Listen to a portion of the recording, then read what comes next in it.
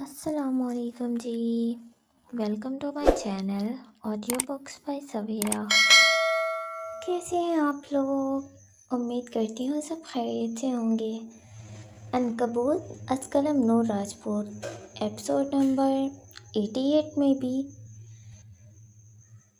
Rice का दफ्तर इस वक्त किसी किले की माने लग रहा था, जहाँ खामोशी और ताकत एक साथ हुक्मरानी करते नजर आ रहे थे। शीशे की ऊंची दीवारों पर शहर का वसी मंजर दिखाई देता था, मगर इस वक्त कमरे में मौजूद 4 अफराद की तवज्जो का मरकज़ वो शहर नहीं था। फिजा में एक अजीब सी कशीदगी थी, इतनी गहरी कि इसे छुआ जा सकता था। रईस अपनी रईस अपनी मखसूस शाहाना कुर्सी पर विराजमान था और इसके अक़ब में खड़ी अरूज़ा के हाथ में पकड़े टैबलेट पर कल रात की वीडियो भी आवाज़ चल रही थी। स्क्रीन पर वो लम्हा बार बार आ रहा था जहाँ वली ने फजर के चेहरे को अपने हाथों के प्याले में थाम रखा था। ये एक ऐसा मंजर था जिसमें अपनायत भी थी और सरेआम एक ऐलान भी। रईस ने एक तवील गहरी नज़र वीडियो पर डाली और फिर निगाहें अपने सामने बैठे वली पर जमा दी। वली के साथ वाली कुर्सी पर मुराद आलम बैठा था। इसके चेहरे पर संजीदगी और तफक्कुर के मिले जुले तासुरात थे, लेकिन वली वो हद दर्जा पुरसुकून और बेतासुर था। इसके चेहरे पर ना कोई खौफ था, ना पशेमानी। ऐसा लगता था जैसे वो किसी दोस्त से मिलने आया हो, ना कि अपने इफरीत जैसे मामू के सामने एक संगीन वजाहत पेश करने। रईस के सवालिया निगाहें गोया इसके वजूद को चीर कर अंदर झांकना चाहती थी। आखिरकार इसने खामोशी ही तोड़ दी। इसकी आवाज़ में वही ठहराव था जो इसकी शख्सियत का खासा था।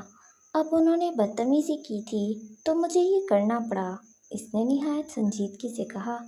अगर इसने निहायत सादगी से कहा, अगर मैं उन्हें सबके सामने अपनी बीवी तस्लीम ना करता तो वो औरत कभी अपनी हरकत पर माजरत ना करती, और जो फजर का दिल दुखा था उसका मदावा भी ना हो पाता। वो इस कदर इत्मीनान से बोल रहा था कि एक लम्हे के लिए रईस को भी हैरत हुई। इसने कुर्सी से टेक लगाई। इसकी उंगलियों ने मेज़ के किनारे को थपथपाना शुरू कर दिया। इसकी आंखों में सोच की गहरी परछाइयाँ उभर आईं। वो अपने इस ज़हीन भांजे को जांच रहा था, जो कि हर मुश्किल सूरत हाल को अपने हक में मोड़ने का फ़न जानता था, और कल रात भी इसने यही किया था। और इस हरकत पर तुम्हें उसने कुछ भी नहीं कहा? इस बार रईस की भौहें तन गईं। इसके लहजे में अब भी शक की हल्की सी लकीर थी। वली के लबों पर एक लम्हे के लिए मुस्कुराहट आई और फौरन गायब हो गई। इसने एक अदाकारी से भरपूर आह भरी। इतनी अच्छी नहीं है वो जो मुझे बख्श देंगी। ये देखें इनकी जारियत का सबूत। इसने अपना हाथ आगे बढ़ाया, जिसकी पुश्त पर एक छोटा सा सनी प्लास्टर चिपका हुआ था। इसने एहतियात से प्लास्टर उतारा और नीचे मौजूद जख्म दिखाया। कांटा गुथा दिया मेरे हाथ में। वो किस कदर मासूमियत और बेचारगी से बोला कि रईस के तने हुए असाब फौरन ढीले पड़ गए। एक गहरी सांस इनके सीने में खारिज हुई। इसने सिर्फ इस बात में सर हिलाया, गोया कि इसने वली की मंतक और इसके नतीजे को कबूल कर लिया था। उक़ूब में खड़ी अरूज़ा की नज़रें अब भी वली पर जमी थीं। पता नहीं क्यों, मगर इसके अंदर कुछ खटक रहा था। वली का यूं फजर को सरेआम अपनी बीवी कहना, इसके लिए फ़िक्रमंद होना, ये सब इसे सिर्फ एक ड्रामे से कहीं ज़्यादा लग रहा था। इसे इस पुरसुकून चेहरे के पीछे छुपे असली मुहर्रकात नज़र नहीं आ रहे थे, और यही बात इसे बेचैन कर रही थी। कुछ देर मज़ीद रस्मी गुफ्तगू के बाद वो उठ खड़ा हुआ। मुझे अभी निकलना होगा, आज कुछ ज़रूरी काम है। अब वो मुकम्मल तौर पर रिलैक्स था। वो जानता था कि इसने एक महाज सर कर लिया था। अलबत्ता बादशाह और बेगम के बीच वो वाकई एक घन चक्कर बन चुका था। जैसे ही वो दरवाजे के बाहर निकला, उरूज़ा भी खामोशी से इसके पीछे हो ली। इनके जाते ही दफ्तर की खामोशी मज़ीद गहरी हो गई। मुराद ने कुर्सी पर पहलू बदला और संजीदगी से रईस को देखा। इसकी आंखों में वो सवाल था जो वो वली के सामने हरगिज़ नहीं पूछ सकता था। क्या लगता है वली पर क्या लगता है वली पर इस कदर अंधा भरोसा करना ठीक रहेगा? रईस ने अपनी कुर्सी घुमाई और शीशे के पार फैले शहर को देखने लगा। اس کا چہرہ اب بالکل تاثرات سے عاری تھا۔ تم جانتے ہو مراد، میں جب بھروسہ کرتا ہوں تو اندھا بھروسہ کرتا ہوں۔ وہ مجھے جیت چکا ہے۔ وہ ایک لمحے کے لیے رکا۔ دفتر میں مکمل سکوت طاری تھا۔ میں اسے ہرٹ نہیں کرنا چاہتا، لیکن اس نے اپنی بات ادھوری چھوڑ کر ایک لمبا سانس لیا۔ اگر اس نے دھوکہ دیا تو پھر میرے پاس اس کے لیے ایک سرپرائز ہے۔ اس کا چہرہ نہایت سرد اور سپاٹ تھا۔ اس کے لہجے میں برف کی سی ٹھنڈک تھی جس نے مراد کے اندر تک کپ کپی طاری کر دی۔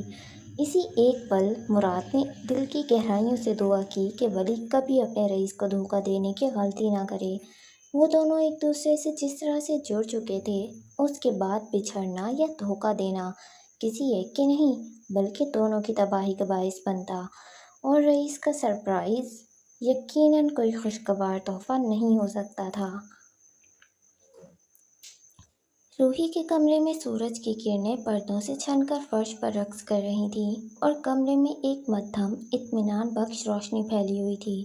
دیواروں پر لگی مکڑیوں کی تصاویر اور کتابوں کے ڈھیر اس بات کی گواہی دے رہے تھے کہ یہ ایک ایسی لڑکی کا ٹھکانہ تھا جو اپنے ہی خیالی دائرے میں خوش رہتی تھی۔ ہوا میں ہلکی سی پھولوں کی خوشبو پھیلی ہوئی تھی، بستر کے قریب رکھے تازہ گلابوں کی وجہ سے جو مسٹر حسین کل لائے تھے۔ روحی بستر میں بیٹھی اسکیچ بک پر آڑھی ترچھی لائنیں کھینچ رہی تھی۔ کمرے کا ماحول پرسکون تھا، اور پھر جلد ہی یہ سکوت ٹوٹ گیا۔ کیسی ہو روحی بیبی؟ صفدر کی گونجدار چہکتی ہوئی آواز کمرے میں گونجی۔ وہ دروازے سے اندر داخل ہوا۔ اس کے بال نفاست سے سیٹ تھے، اور اس کے چہرے پر صبح کی تازہ مسکراہٹ تھی۔ وہ نکسک سا آفس جانے کے لیے تیار تھا۔ مجھے بیبی مت بلائیں، اس نے چڑھ کر کہا، لیکن اسکیچ بک سے نظریں نہیں اٹھائیں۔ صفدر کے چہرے پر حیرت کا تاثر ابھرا۔ اچھا، کیوں؟ اس نے پوچھا، جیسے اس کی بات سمجھنے سے قاصر ہو۔ وہ آہستہ آہستہ بیڈ کی طرف بڑھا اور اس کے سرہانے کھڑا ہو کر اس کا اسکیچ دیکھنے لگا۔ روحی نے ایک لمبا سانس لیا اور اپنے ماتھے پر بر ڈالے۔ میں 15 سال کی ہوں، بیبی نہیں ہوں، اس نے مصنوعی خفگی سے کہا، اور نظریں اسکیچ پر جمائے رکھیں۔ اس کے لہجے میں ایسی معصومیت تھی کہ صفدر ہنس پڑا۔ اس کی ہنسی کمرے میں گونجی جس میں صبح کی طراوت اور شرارت کا امتزاج تھا۔ چلو ٹھیک ہے مس 15 سالہ روحی، صفدر نے مسکراتے ہوئے اس کے سر پر ہاتھ رکھا۔ میں آفس جا رہا ہوں، سوچا تم سے ملتا چلوں۔ وہ مڑ کر واپس پلٹنے لگا۔ اس کے قدموں میں ہلکی سی تیزی آ گئی تھی، جیسے وہ وقت ضائع نہیں کرنا چاہتا تھا۔ پہلے ہی دیر ہو چکی تھی۔ آپ اور فجر آپی کے درمیان کیا چل رہا ہے؟ روحی کی آواز نے اسے روک لیا۔ اس کے لہجے میں اچانک سنجیدگی آ گئی تھی جو اس کی عمر سے کہیں زیادہ گہری لگ رہی تھی۔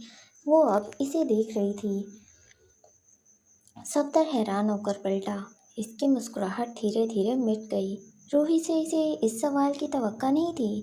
اس نے اپنی بھویں اوپر کی، جیسے وہ اس بات پر یقین ہی نہیں کر پا رہا تھا کہ اس کی روحی نے یہ سوال پوچھا تھا۔ کیا مطلب؟ اس کے لہجے میں حیرت کے ساتھ ساتھ تھوڑی سی جھنجھلاہٹ بھی تھی۔ آپ ان سے ناراض ہیں یا وہ آپ سے ناراض ہے؟ روحی نے اپنا سر تھوڑا سا جھکایا۔ اس کی سیاہ مایوس آنکھیں اب صفدر پر جمی ہوئی تھیں۔ میں نے انہیں ای میل بھیجی تھی، انہوں نے جواب بھی نہیں دیا۔ وہ آپ کی منگنی پر نہیں آئیں گی؟ اس کی آواز میں ایک دبی ہوئی تشویش تھی، جیسے کوئی قیمتی چیز ہاتھ سے نکلی جا رہی ہو۔ صفدر واپس آیا اور روحی کے بیڈ کے پائنٹے پر بیٹھ گیا۔ اس نے روحی کو غور سے دیکھا، جیسے وہ اس کے چہرے پر جواب تلاش کر رہا ہو۔ اس کے اندر ایک لمحے کے لیے ہلچل مچی، لیکن اس نے اسے دبا دیا۔ میں اس سے ناراض نہیں ہوں۔ آج آفس میں سب کو انویٹیشن دینا ہے، فجر کو بھی دوں گا، اس نے پرسکون لہجے میں کہا۔ اسے یقین دلانے کی کوشش کر رہا تھا وہ۔ اس کی آواز میں ایک غیر ارادی سی نرمی تھی، شاید روحی کی پریشانی کو دیکھ کر۔ وہ آئیں گی؟ روحی نے ایک آس سے پوچھا۔ اس کی آنکھوں میں امید کی چمک تھی، جیسے اسے کسی معجزے کا انتظار ہو۔ آنا تو پڑے گا۔ صفدر پھیکا سا ہنس دیا۔ اس کے چہرے پر ایک تلخ مسکراہٹ پھیلی۔ इसे अंदर से कोई खास आसार नज़र तो नहीं आ रहे थे कि फजर आएगी, लेकिन वो रूही के सामने ये बात जाहिर नहीं करना चाहता था।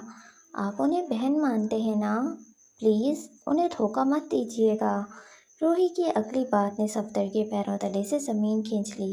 इसके चेहरे का रंग फक हो गया, जैसे किसी ने इस पर ठंडा पानी डाल दिया हो। वो हैरत से अपनी 15 साला बहन को देख रहा था, जो इससे तकरीबन 11.5 साल छोटी थी। ये इस उम्र की लड़की की बात नहीं लग रही थी। इसकी आंखों में एक ऐसी गहराई थी जो सफदर को परेशान कर गई थी। मैं मैं ऐसा क्यों करूँगा? इसने उल्टा सवाल किया।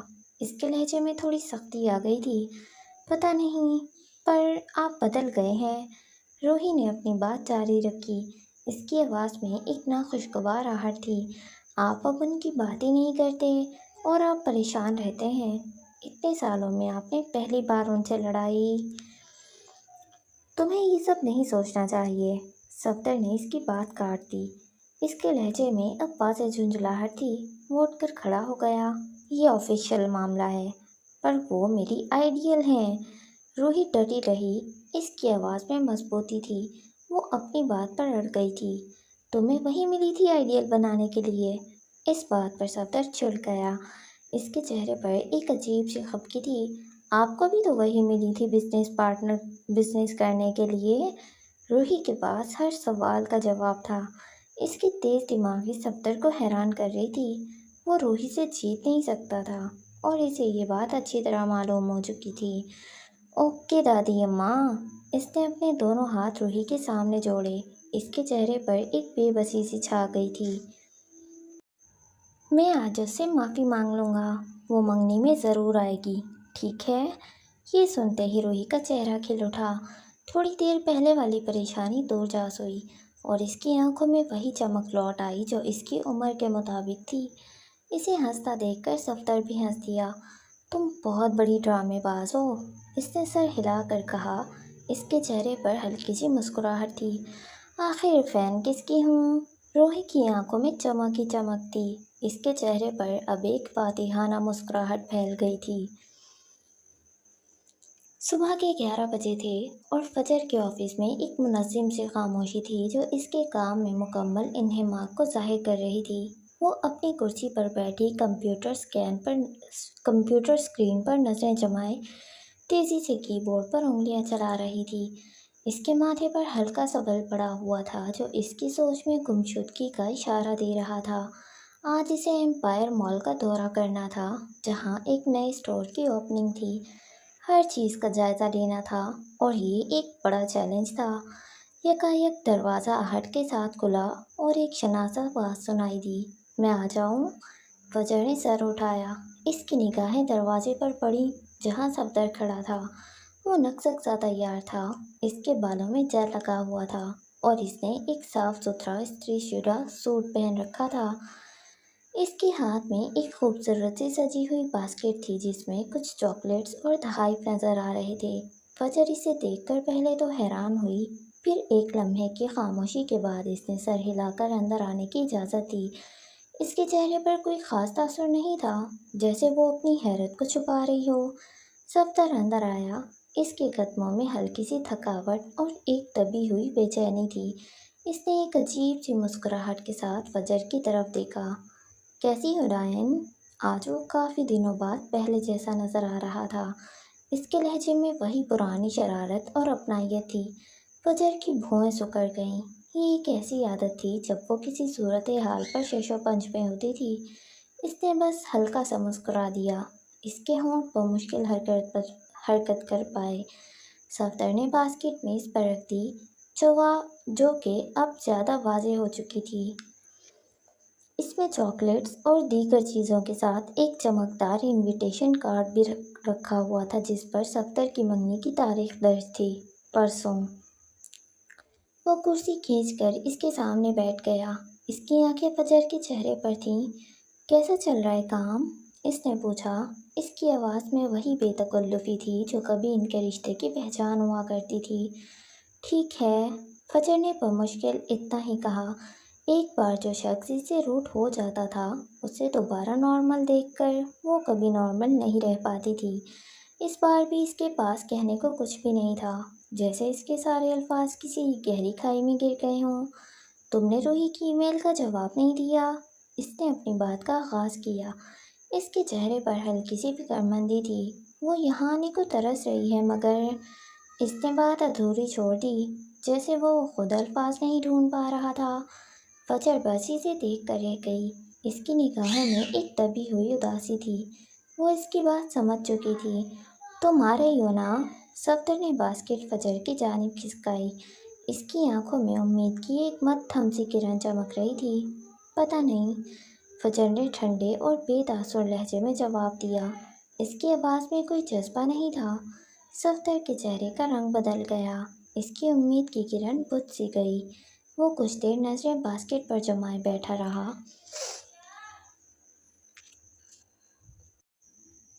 इसकी आंखों में गहरी सोच थी, जैसे वो किसी मुश्किल काम को हल करने की कोशिश कर रहा हो। फजर ने मज़ीद कुछ नहीं कहा। इसने अपनी नज़रें दोबारा कंप्यूटर स्क्रीन पर जमा लीं। सफ्दर को अब अपना आप यहाँ इजाफी लग रहा था। वो जानता था, फजर के लिए ताल्लुक एक बार बिखर जाए तो उन्हें संवारना बहुत मुश्किल था। वो इसकी अना और सब मजबूत असूलों से वाकिफ था।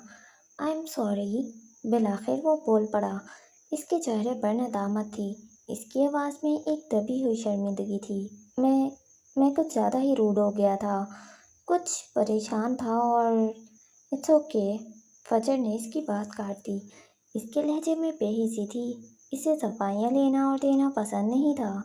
बराह रास्त सफदर की आंखों में देखा और इसके चेहरे पर कोई तासुर नहीं था। सफदर ने इसे देखकर सर हिलाया, जैसे इसकी बात मान ली हो।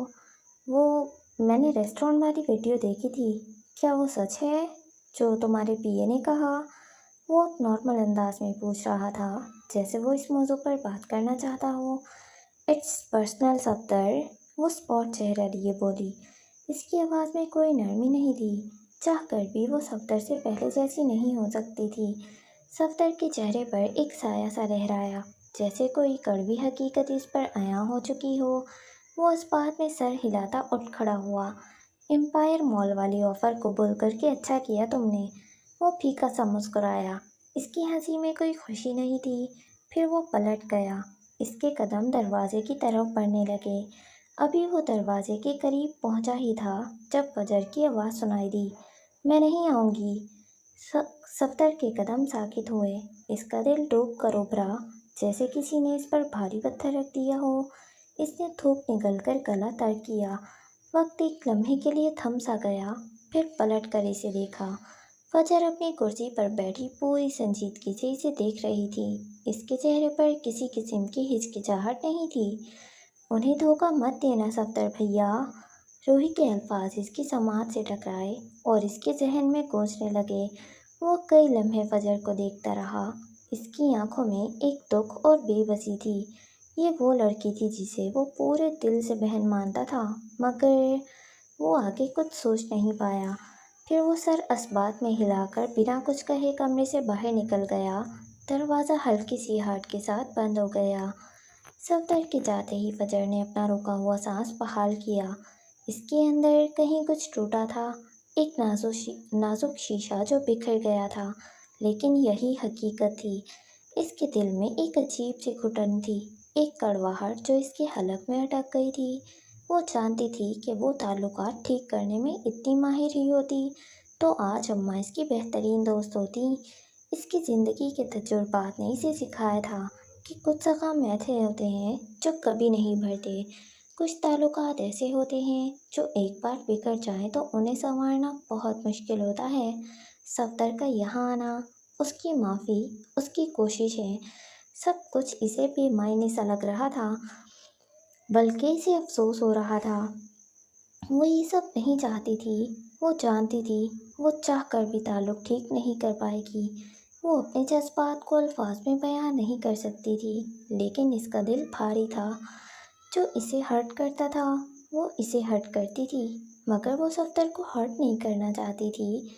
वो इसे अब सिर्फ बिजनेस पार्टनर लगता था और ये ताल्लुक़ वो अच्छे से निभा सकती थी। मगर पिछले चंद महीनों में जो कुछ हुआ था, सफदर ने इसके और फलक के प्रपोज़ल को जिस तरह से ठुकराया था, اور پھر جیسے اس نے بعد میں اس رویہ رکھا تھا وہ سب بدلا نہیں جا سکتا تھا۔ جب وہ سب بدل نہیں سکتا تھا پھر اس کا دل کیسے بدل جاتا؟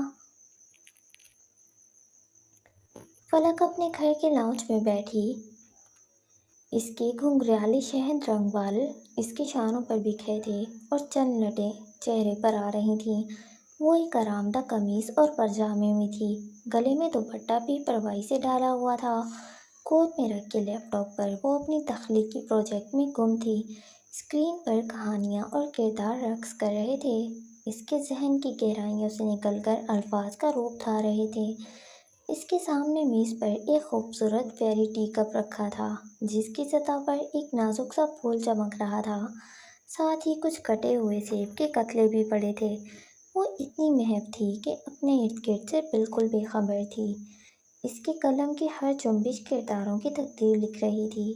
اس کی آنکھوں میں ایک چمک تھی جو تخلیقی جنون کی آئینہ دار تھی۔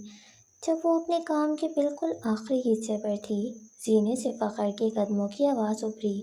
اس نے فلک کو دیکھا جو اپنے ہی خول میں گم تھی، اور اس کے اندر کا بڑا بھائی جاگ اٹھا۔ اسے تنگ کرنے کی حس اس پر غالب آ چکی تھی۔ کیا کر رہی ہو جھاڑیوں کی دکان؟ وہ اس کے گھنگرالے بالوں پر محبت بھری چوٹ کرتے ہوئے بڑبڑایا۔ میز پر رکھی پلیٹ سے سیب کا ایک ٹکڑا اٹھایا اور منہ میں ڈالتے ہوئے ساتھ والے صوفے پر آرام سے بیٹھ گیا۔ پروجیکٹ پر کام کر رہی ہوں، اس نے اسکرین سے نظریں اٹھائے بغیر جواب دیا۔ اس کی آواز میں ہلکی سی بیزاری تھی۔ اپنی زندگی تمہاری دکھوں سے بھری پڑی ہے اور تم لوگوں کے دکھ لکھ رہی ہو، اس نے طنز کیا۔ کتابیں پڑھنے والوں کا دکھ ہم لکھنے والوں سے کئی زیادہ ہوتا ہے، اس نے گہری سانس لیتے بتایا۔ اس کی نظریں اب بھی اسکرین پر گڑی تھیں جہاں ایک کردار اپنے خوابوں کی تکمیل کی جانب بڑھ رہا تھا۔ تبھی فخر کی نظر میز پر پڑے ایک چمکتے ہوئے کارڈ پر پڑی۔ اس نے بے اختیار اسے اٹھا لیا۔ یہ صفدر کی منگنی کا کارڈ تھا۔ پل بھر کو وہ ٹھٹکا، اس کی آنکھوں میں سوچ کی پرچھائی ابھری۔ یہ کہاں سے آیا؟ اس نے قدرے دھیمی آواز میں پوچھا، چہرے پر تفکر کے آثار نمایاں تھے۔ آفس سے ملا ہے، اس نے مصروف سے انداز میں جواب دیا، اب بھی اسکرین سے نگاہیں ہٹائے بغیر۔ فخر چند لمحے اسے دیکھتا رہا، پھر کارڈ کو۔ تم جاؤ گی؟ اس بار اس کے لہجے میں دھیما پن تھا، ایک سوال تھا جو شاید وہ خود سے بھی کر رہا تھا۔ اس بار فلک نے سر اٹھایا، اس کی نظریں فخر پر جمی تھیں۔ تم جانے دو گے؟ اس کی نظروں میں ایک پرانی تلخی تھی۔ وہ اسے جتانے کی کوشش کر رہی تھی کہ اسے بمشکل ہی کہیں آنے جانے کی اجازت ملتی تھی۔ فخر نے گہری سانس لی، اسے فلک کی بات سمجھ میں آ رہی تھی۔ ہاں، اگر تم جانا چاہو تو میں تمہیں چھوڑ آؤں گا۔ اس کا یہ جواب فلک کے لیے حیرت کا جھٹکا تھا۔ فخر اتنی آسانی سے مان جائے گا؟ اسے یقین ہی نہ آیا۔ نہیں، رہنے دیں، کیا پتا وہاں میں کسی کو پسند آ جاؤں، کچھ ایسا ویسا ہو جائے اور عالمگیر خاندان رسوا ہو جائے۔ اس نے گہری چوٹ کی، اس کے لہجے میں طنز اور غصے کا امتزاج تھا۔ فخر بلبلایا، اس کا چہرہ سرخ ہو گیا، لیکن اس نے کچھ کہا نہیں۔ وہ دوبارہ اپنے کام کی طرف متوجہ ہو چکی تھی۔ ایسی کوئی بات نہیں ہے، اس نے بمشکل اپنے غصے کو قابو کرتے ہوئے کہا۔ ایسی ہی بات ہے، سالوں پہلے پھپھو کو بے دخل کر دیا گیا، پتہ نہیں وہ زندہ بھی ہیں یا نہیں۔ میں نہیں چاہتی کہ میرا حال بھی وہی ہو۔ اس کے لہجے میں اب تلخی تھی۔ فخر کے تاثرات بگڑ گئے۔ پھپھو کا یہاں کیا ذکر، جن سے تم ملی نہیں ہو، جنہیں کبھی دیکھا نہیں ہے، وہ تمہیں اتنی عزیز کیوں ہیں؟ وہ اس بار تڑک اٹھا، پورا بچپن اور پھر لڑکپن میں نے دادی اماں سے صرف ان کی باتیں سنتے گزارا ہے۔ وہ ان کے لیے جیسے تڑپتی تھیں، روتی تھیں، وہ صرف میں نے دیکھا ہے، اسی لیے مجھے وہ انہی کی طرح عزیز ہیں۔ وہ انہیں دیکھنے کی چاہ لیے مر گئیں، لیکن کسی مرد کو ان پر ترس بھی نہ آیا۔ اس نے اپنی بات واضح کی، لہجے میں حد درجہ کڑواہٹ تھی۔ فخر نے چند لمحے اسے دیکھا اور پھر اٹھ کھڑا ہوا۔ میں بشارت بھائی، ابا جی یا تاجی جیسا نہیں ہوں، تمہیں جانا ہو تو بتا دینا، میں چھوڑ آؤں گا۔ وہ اطلاع دیتے ہوئے باہر کی جانب بڑھا۔ میری پارٹنر نہیں جا رہی تو میں بھی نہیں جاؤں گی۔ فلک کی آواز نے دروازے تک اس کا پیچھا کیا۔ اس کے جانے کے بعد وہ پھر سے کام کی طرف متوجہ ہوئی، مگر اس کا ذہن بھٹک چکا تھا۔ فخر کے الفاظ اور پھپھو کا ذکر اس کے خیالات پر چھا گیا تھا۔ وہ آج کل ترنم بیگم کو واپس لانے کا سوچ رہی تھی۔ آخر کس طرح انہیں عالمگیر خاندان میں واپس لایا جائے؟ ابھی تک اس نے کسی سے بھی ان کا ذکر نہیں کیا تھا۔ وہ صحیح موقع کی تلاش میں تھی، جو پتہ نہیں اسے ملتا بھی یا نہیں۔ رات کی سیاہی گہری ہو چکی تھی اور لاہور کی جگمگاتی روشنیاں آسمان پر بکھرے تاروں کا مقابلہ کر رہی تھیں۔ ایمپائر مال کا وسیع و عریض احاطہ بھی رات کی اس پر نور رونق میں ڈوبا ہوا تھا۔ فجر اپنی مخصوص چال اور پراعتماد انداز میں آگے بڑھ رہی تھی۔ اس کی دائیں جانب رئیس تھا، جس کے چہرے پر ایک پراسراریت سی تھی اور آنکھیں چمک رہی تھیں، اور بائیں جانب اس کا ولی خاموشی سے اس کے قدم سے قدم ملا کر چل رہا تھا۔ لوگ بے اختیار انہیں دیکھ کر ٹھٹک جاتے۔ ایسا لگتا تھا جیسے کوئی قدیم شاہی جلوس گزر رہا ہو، جہاں ایک ملکہ اور اس کے دو بااعتماد محافظ محو سفر ہوں۔ ان کے پیچھے کچھ فاصلے پر عروضہ سیکیورٹی کی ذمہ داریاں سنبھالے ہوئے تھی، جبکہ ولی کی جانب مراد تھا۔ وہ اسٹور دیکھنے آئی تھی۔ مال کے مرکزی حصے میں چند اسٹورز خالی پڑے ہوئے تھے جو اپنی نئی شناخت کے منتظر تھے۔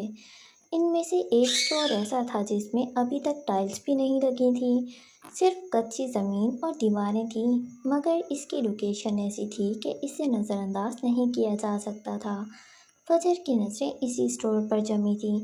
اسے اس کی لوکیشن بے حد پسند آئی تھی اور وہ اسے ہی منار کے لیے منتخب کرنا چاہتی تھی۔ وہ اسٹور کے دروازے پر رک گئی۔ اس کی نگاہیں اندر کے خالی ڈھانچے پر مرکوز تھیں۔ اس جگہ کو تیار ہونے میں کتنا وقت لگے گا؟ فجر نے رئیس کی طرف رخ کرتے ہوئے پوچھا۔ اس کی آواز میں ایک دھیما لیکن فیصلہ کن لہجہ تھا۔ رئیس نے ایک لمحے کے لیے اسٹور کا جائزہ لیا۔ اس کے ہونٹوں پر ایک معنی خیز مسکراہٹ ابھری۔ تمہاری مرضی کی تکمیل کے لیے تو وقت خود بھی اپنی رفتار بدل دیتا ہے، مگر حقیقت میں… اس نے ایک گہرا سانس لیا۔ ٹائل سے لے کر داخلی سجاوٹ تک اس میں کم از کم 3 ماہ لگیں گے، اور ظاہر ہے منار کے معیار کو برقرار رکھنے کے لیے ہم کوئی سمجھوتہ نہیں کریں گے۔ فجر کی بھویں تن گئیں۔ 3 ماہ؟ اس نے سوالیہ نظروں سے رئیس کو دیکھا، جو اپنی شخصیت کے ساتھ پورے ماحول پر چھایا ہوا تھا۔ جانے لوگ اسے کیسے نظر انداز کرتے تھے۔ یہ تو بہت زیادہ ہے۔ مجھے یہ اسٹور 1 ماہ کے اندر مکمل اور فعال حالت میں چاہیے ہے۔ میں اتنا وقت ایک پروجیکٹ کے پیچھے ضائع نہیں کر سکتی۔ اس نے اپنی پریشانی بیان کی۔ رئیس کے ہونٹوں پر پھیلی مسکراہٹ گہری ہوئی۔ 1 ماہ؟ تم ہمیشہ ناممکن کی طرف گار رہتی ہو۔ یہ ایک کچا ڈھانچہ ہے۔ اسے ایک مکمل اور شاندار اسٹور میں بدلنا ہے۔ وقت تو لگے گا۔ وہ اسی اطمینان سے بولا۔ وہ اسے اسٹور دکھانے خود آیا تھا۔ اس سے بڑی بات ہو سکتی تھی بھلا؟ میں جانتی ہوں، اور یہی تو چیلنج ہے۔ اس نے بے نیازی سے کندھے اچکائے۔ یہ آپ کے مال میں سب سے قیمتی جگہ ہے، اور مجھے معلوم ہے کہ آپ کے پاس بہترین ٹیمز موجود ہیں۔ اگر آپ چاہیں تو 2 ہفتوں میں بھی یہ ممکن ہے۔ اس کی آواز میں ایک خاص قسم کا لہجہ تھا جو رئیس کو اچھی طرح معلوم تھا۔ اس کے لیے ناممکن کیا تھا؟ تو گویا تم چاہتی ہو کہ میں اپنی تمام مشینری اور افرادی قوت کو صرف ایک اسٹور کی تکمیل پر لگا دوں؟ یہ میرا پورا نظام درہم برہم کر دے گا۔ جدادی نظریں اس زرد لباس والی لڑکی پر ڈالی جس کا چہرہ شفاف تھا۔ اس کے بالوں میں بندھا وہ رومال کس قدر اچھا لگ رہا تھا۔ وہ اس رومال کو دیکھے گیا۔ آپ تو ویسے بھی نظام کو درہم برہم کرنے کے ماہر ہیں۔ اگر یہ اسٹور وقت پر مکمل نہیں ہوا تو ڈارک اسٹارز کی آمد کی خفیہ خبریں شہر میں پھیل سکتی ہیں۔ اس نے دھیمی آواز میں سرگوشی کی، لیکن اس کی بات میں ایک واضح دھمکی تھی۔ اس کی اس زہریلی اور بیک وقت معصوم سی دھمکی پر وہ بے ساختہ ہنس دیا۔ آنکھوں میں عجیب سی چمک ابھری۔ ٹھیک ہے، اس نے سر ہلایا۔ 1 ماہ میں اپنی بہترین ٹیمیں لگا دوں گا۔ دن رات کام ہوگا، لیکن اگر کوئی بھی مسئلہ پیش آیا تو ذمہ داری تمہاری ہوگی۔ میں تیار ہوں۔ فجر نے مختصر جواب دیا۔ اس کی نظریں دوبارہ اسٹور کے خالی حصے پر جم گئیں۔ مجھے یہاں ایک ایسی فضا چاہیے جہاں قدم رکھتے ہی ہر لڑکی کو یہ احساس ہو کہ اس کے خوابوں کو پر لگ گئے ہوں۔ یہ صرف ایک اسٹور نہیں ہوگا، یہ ایک نئی پہچان کا مرکز ہوگا۔ رئیس نے اس کی بات غور سے سنی۔ لیکن یاد رکھنا، یہ معاہدہ صرف کاروبار کا نہیں، ایک طاقتور شخصیت کا بھی ہے۔ مجھے معلوم ہے، اس نے رئیس کی آنکھوں میں دیکھا۔ طاقت کا مقابلہ طاقت سے ہی ہوتا ہے۔ باہر ولی اور مراد تھوڑے فاصلے پر کھڑے آپس میں باتیں کر رہے تھے، جبکہ عروضہ سیکیورٹی آفس کا چکر لگانے گئی تھی۔ جیسے ہی فجر اور رئیس اسٹور سے باہر نکلے، مراد کے معدے میں درد کی ایک شدید لہر اٹھی۔ یہ درد اس کے لیے نیا نہیں تھا۔ جب بھی فجر اس کے آس پاس ہوتی، اس کے اندر ایک عجیب سی بے چینی اور چڑچڑاہٹ جاگ اٹھتی تھی۔ وہ فوراً فجر کی طرف مڑا۔ اس کے چہرے پر ایک شیطانی مسکراہٹ تھی۔ مکڑی، میں نے رات تمہیں خواب میں دیکھا، اس نے ڈرامائی انداز میں کہا۔ آواز میں شرارتی چمک تھی۔ تم جہنم کے بالکل بیچوں بیچ کھڑی تھی اور تمہارے بالوں میں آگ لگی ہوئی تھی، بالکل ٹارچ کی طرح۔ وہ ہنسا، ایک ایسی ہنسی جو پتھر کو بھی پگھلا دیتی، خوفناک ہنسی۔ فجر نے ایک لمحے کو اپنی آنکھیں تنگ کیں، جیسے مراد کی بات اس کے دماغ میں تیز رفتاری سے پروسیس ہو رہی ہو۔ پھر اس کے ہونٹوں پر بھی ایک شیطانی مسکراہٹ پھیلی۔ اوہ واقعی، کمال ہے، اس نے اپنے مخصوص دھیمے اور پراعتماد لہجے میں کہا، جس میں زہر میں ڈوبی مٹھاس تھی۔ میں نے بھی آپ کو خواب میں دیکھا تھا، آپ اور آپ کے پیارے ڈارک لارڈ۔ رئیس کی طرف ہلکا سا اشارہ کرتے ہوئے کہا۔ اسی جہنم میں شعلوں کی آغوش میں ایسے جل بھن رہے تھے کہ آپ کو دیکھ کر باربیکیو بھی شرما جائے۔ آپ کے سر پر سیب کی ٹوکری تھی اور آپ کباب بننے کی آخری اسٹیج پر تھے۔ مراد کی ہنسی جیسے کسی نے بٹن دبا کر بند کر دی ہو۔ وہ حیرت سے فجر کو دیکھنے لگا، جس نے اس کے ساتھ ساتھ رئیس کو بھی نہیں بخشا تھا۔ رئیس نے حیرت سے اسے دیکھا، جیسے پوچھ رہا ہو، آخر میں نے کیا کیا؟ پھر تعصب سے سر ہلایا۔ وہ دونوں نہیں سدھر سکتے تھے، جبکہ ولی بے ساختہ ہنس دیا۔ اس سے پہلے کہ مراد کوئی جواب دیتا، وہ پھر سے گویا ہوئی۔ اور سب سے دلچسپ بات یہ تھی کہ اس جہنم کا سارا ایندھن آپ کے فضول لطیفوں سے بنا تھا، اور جو آگ لگی تھی وہ آپ کے جلنے کی بو کی وجہ سے مزید بھڑک رہی تھی۔ مراد کو لگا کہ جیسے کسی نے اس پر ٹھنڈے پانی کی بالٹی الٹ دی ہو۔ دیکھو تم، اس نے کہنے کے انگلی اٹھائی۔ یقیناً آج پھر سے میں ایسا کچھ دیکھوں گی اور کل آ کر بتاؤں گی کہ آگے کیا ہوا۔ مراد نے 100 بار خود پر لعنت بھیجی۔ آخر پنگا ہی کیوں؟ چلے رئیس صاحب، بہت ہو گئی جہنم کی باتیں، اب مجھے آپ کی اس جنت سے باہر نکلنا ہے۔ رئیس نے اپنی دبی دبی مسکراہٹ کو آخرکار ایک ہی گہری سانس میں دباتے ہوئے کہا، جی محترمہ، پہلے آپ۔ اس نے ہاتھ سے اشارہ کیا اور وہ اپنا چشمہ اتارے آنکھوں پر جماتی آگے بڑھ گئی۔ وہی مغرورانہ چال۔ مراد ابھی بھی وہیں کھڑا تھا۔ اس نے حیرانی سے ولی کو دیکھا۔ اس کا چہرہ ابھی تک ٹماٹر کی طرح سرخ تھا۔ کیسے جھیلتے ہو اسے؟ اس کے لہجے میں اب بھی ہلکی سی حیرانی اور شکست تھی۔ وہ اپنے ذہن میں جملے بنا رہا تھا کہ اگلا حملہ اس پر کیا کرنا تھا۔ ولی نے اپنے دونوں ہاتھوں کی طرف دیکھا اور پھر کندھے اچکا دیے، کبھی کانچ لگوا کر تو کبھی کانٹا گھسوا کر۔ ہاں، بس یوں ہی گزر رہی تھی۔ رات کی سیاہی گہری ہو چکی تھی اور شہری روشنیاں فلک کے کمرے کی کھڑکی سے اندر جھانک رہی تھیں۔ لیپ ٹاپ بند تھا اور وہ سونے کی تیاری کر رہی تھی۔ اس نے اپنے گھنگریالے شہد رنگ کے بالوں کو ڈھیلی چوٹی میں باندھ لیا اور اب اپنے بیڈ کے کنارے پر بیٹھی کمفرٹر کو درست کر رہی تھی۔ دن بھر کے کام کی تھکن اور فخر کے ساتھ ہونے والی تلخ گفتگو نے اسے نڈھال کر دیا تھا۔ اچانک دروازے پر ہلکی سی دستک ہوئی اور پھر دروازہ کھلنے کی آواز آئی۔ فاخرہ مسکراتی ہوئی اندر داخل ہوئی۔ اس کے چہرے پر ہمیشہ کی طرح نرمی تھی۔ ابھی تک جاگ رہی ہو؟ اس نے دھیمی آواز میں پوچھا اور بیڈ کی پائٹی پر بیٹھ گئی۔ بس सोने की ही तैयारी कर रही हूँ।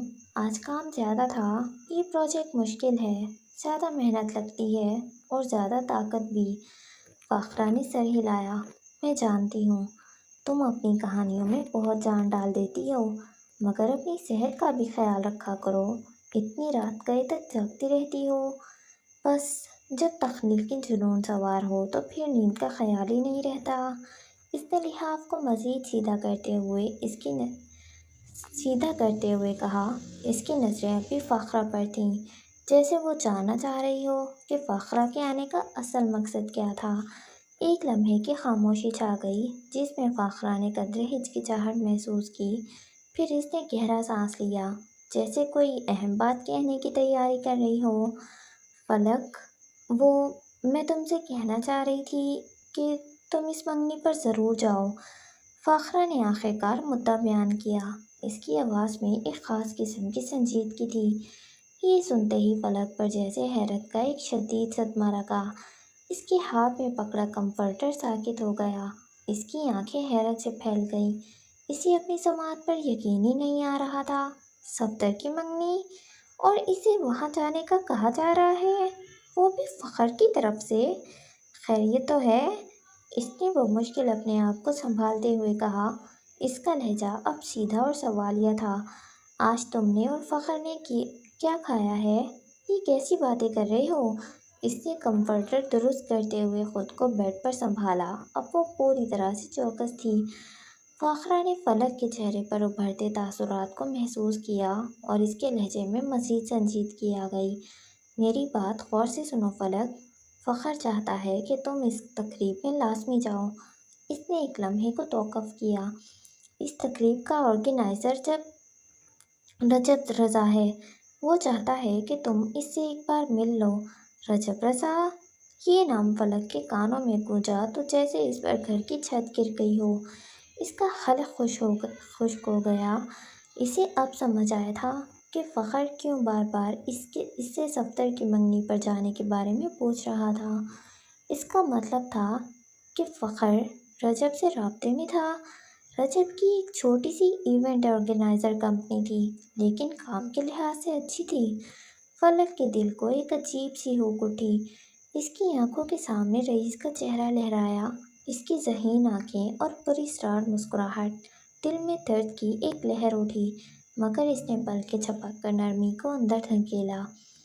रजब से रिश्ता पक्का तो कर दिया गया था, मगर अभी तक बाकायदा मंगनी की रस्म नहीं हुई थी। इसका मतलब था कि इसे अब भी एक मौका मिल सकता था, या शायद ये आखिरी मौका हो। खैरियत है? फलक ने अपने लहजे में सख्ती लाने की कोशिश की, जो नाकाम रही। हमारे घर के मर्द इतने खुले दिल, बल्कि इतने बेगैरत कब से हो गए कि वो मुझे उस शख्स को देखने की इजाज़त दें जिसे मुझे नथी किया गया है। इसका हलक कड़वा हो रहा था और इसके अंदर एक बगावत जाग रही थी। फ़ाखरा ने इसकी तलखी को महसूस किया और गहरी सांस ली। फ़खर को तुम्हारा एहसास है। वो चाहता है तुम दोनों एक बार मिल लो, ताकि तुम्हें कोई मज़ीद शिकायत न रहे। ये तुम्हारा मुस्तकबिल है फलक।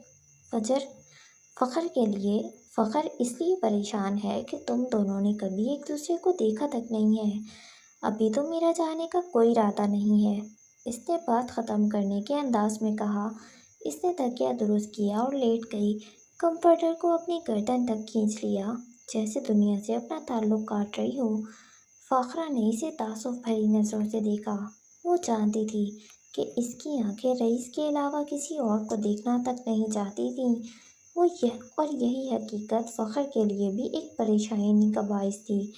फ़ाखरा को इसकी अंदरूनी कशमकश साफ नज़र आ रही थी। ऐसे मौके बार बार नहीं मिलते फलक। मिल रहा है तो हाथ से जाने मत दो। मैं थक गई हूँ, मुझे नींद आ रही है। फलक ने अपनी आंखों पर बाजू रख लिया, जैसे कोई बात मजीद सुनना ही नहीं चाहती थी। फ़ाखरा उठ खड़ी हुई। इसने एक लम्हे के लिए इसकी तरफ देखा, फिर धीमी आवाज़ में कहा, ठीक है, तुम आराम करो। वो दरवाजे की जानिब बढ़ गई। बत्ती बुझा दें? इसने बाजू हटाए बगैर कहा तो फ़ाखरा ने लाइट ऑफ की और कमरे से बाहर निकल गई, जबकि पीछे फलक अपने घायल वजूद के साथ लेटी रह गई। اس کے ذہن میں رجب رضا کا نام اور رئیس کا چہرہ مسلسل گھوم رہا تھا۔ ایک غیر یقینی مستقبل اس کا منتظر تھا۔ وہ نہیں جانتی تھی کہ آگے کیا ہونے والا تھا، اور سو تو اب ہو سکتی نہیں تھی۔ نیند کوسوں دور بھاگ چکی تھی۔ وہ اپنا تھکا ٹوٹا جسم اور ذہن لیے یوں ہی لیٹی رہی۔ مال سے اسٹور دیکھنے کے بعد فجر رات گئے گھر واپس لوٹی۔ ولی اسے گھر چھوڑ کر خود واپس پلٹ گیا تھا۔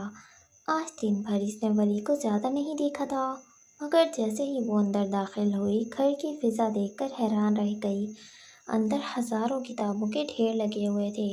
وہ 3 کم عمر لڑکے کام کر رہے تھے۔ گیسٹ روم کے ساتھ والا کمرہ جہاں دن بھر کھٹ پٹ کی آوازیں آتی رہی تھیں اب تیار لگ رہا تھا۔ وہ سب کچھ حیرت سے دیکھ رہی تھی جب بانو کی نظر اس پر پڑی اور وہ لپک کر اس کی جانب آئی۔ بچوں باجی یہ دیکھیں، ولی بھیا کتنی کتابیں لائے ہیں۔ وہ کہہ رہے تھے کہ آپ کے لیے لائبریری بنوانی ہے۔ وہی بن رہی ہے، بانو نے پرجوش انداز میں بتایا، جبکہ فجر ابھی تک حیران تھی۔ ولی نے کہا تھا کہ وہ لائبریری بنوا دے گا اور اس نے یہ واقعی کر دکھایا تھا۔ اسی لیے تو وہ آج دن بھر تقریباً غائب ہی رہا تھا، لیکن اسے یہ دیکھ کر بالکل بھی اچھا نہیں لگا تھا۔ اس نے گہری سانس لی اور بنا کچھ کہے زینوں کی جانب بڑھ گئی۔ نیچے کام یوں ہی جاری رہا۔ فریش ہو کر جب وہ نیچے آئی تو اس کا چہرہ اسپاٹ تھا۔ سمجھ نہیں آ رہا تھا کہ وہ کیسے ری ایکٹ کرے۔ بالکل خاموشی سے کھانا کھایا اور پھر وہیں لاؤنج میں بیٹھی رہی۔ اس کا ذہن خالی تھا۔ مزید 2 گھنٹے کی محنت کے بعد لائبریری مکمل طور پر تیار ہو چکی تھی۔ کام کرنے والے لڑکوں نے اسے بتایا کہ کام پورا ہو گیا ہے اور اگر وہ کوئی تبدیلی چاہتی ہے تو وہ کر دیں گے۔ فجر نے صرف گردن ہلائی اور وہ اجازت لے کر چلے گئے۔ وہ اٹھ کر لائبریری کی جانب بڑھی۔ اندر داخل ہوتے ہی اسے لگا جیسے دنیا بدل گئی ہو۔ یہ محض ایک کمرہ نہیں تھا، یہ ایک خواب تھا جو حقیقت کا روپ دھار چکا تھا۔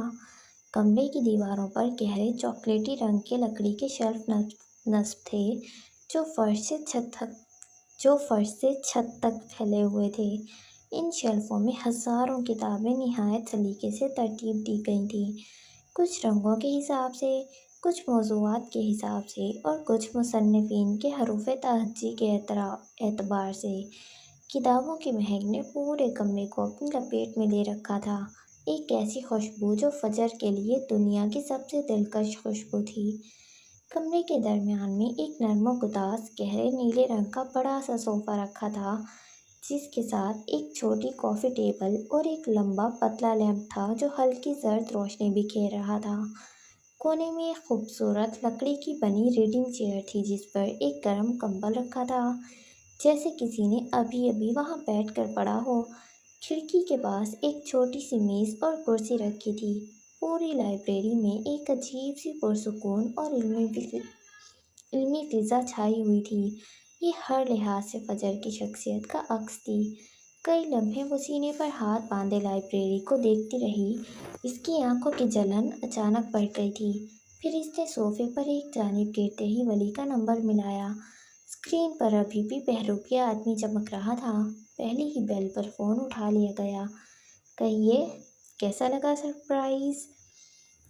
ولی کی آواز میں مسرت صاف جھلک رہی تھی۔ یہ کیا کیا ہے تم نے؟ اس کی آواز میں حیرت، شکر گزاری اور ہلکا سا غصہ بھی شامل تھا۔ کیوں کیا؟ کس سے کیا؟ کسے پوچھ کر کیا؟ تمہیں پسند نہیں آئی کیا؟